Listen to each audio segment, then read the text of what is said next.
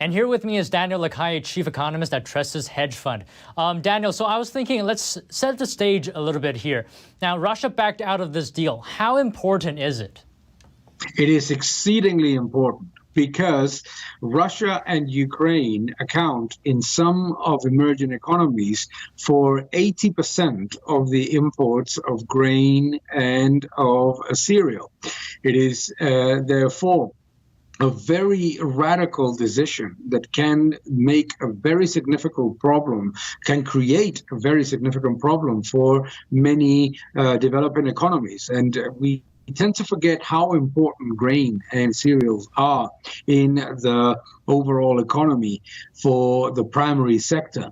So it's going to create a very significant tightness if they back out for a prolonged period of time and if they don't turn back.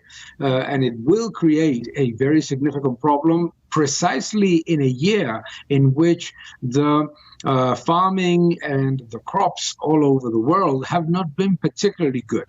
So the tightness in the supply chain is very evident, and therefore it is no surprise that wheat prices, for example, in commodity markets have risen dramatically on the news. So to be clear, what you're saying is this is going to put a bottleneck on supply, and this could impact a range of areas. Could you tell us what exactly will be the impact if supply shrinks? Well, very, very important. For example, cattle. It's going to be very difficult to feed cattle. It's going to be very, very difficult for many of the developing economies to get the cereals and grains that they require for their daily food supply.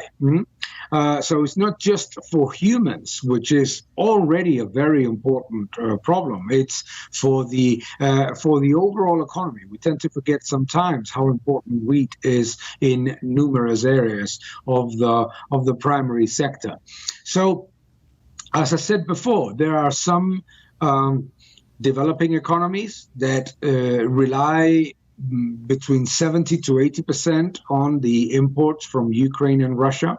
The crop season in Ukraine obviously has been exceedingly poor, and in other developed economies that could offset that impact has also been quite weak. Therefore, there is no evident way to offset the impact of Russia suddenly deciding to back out of this agreement. Are you saying there's really no way to circumvent this?